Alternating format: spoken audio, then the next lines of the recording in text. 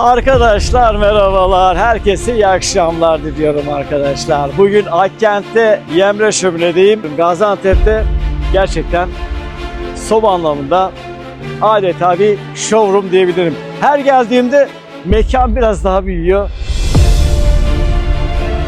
Bir döküm, fırınlı bir döküm şömine tanıtacağız. 72 santim eninde, 42 santim derinliğinde, 104 santim yüksekliğinde bir ürün. Fırınlı. Bu ürünümüzün yanları kapalıdır. Kapalı. Yanları camlı olanı ve ekstra kapaklı olan da var. Yanmaz nesinin genişliğini görüyorsun. Ön koruması, ızgarası, küllü. Yani banyonda da kullanılabilir.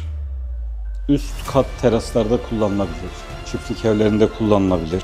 Duman problemi olmayan her yerde kullanılabilir. Böyle bir takım yaptık yine. Müşterilerimize fiyat verirken ürünün kendisinin fiyatını veriyoruz. Bunlar ekleme oluyor. Döküm bir maşa takımı koydum yanına. İşte bakır rengi bir odunluk koydum. Bir ısı dağıtıcı koydum. Görsellik katar ürüne, hem de ısının burada tutulmasını sağlar. Burada gördüğünüz gibi daha iyi yanmasını sağlar. Dökümdür.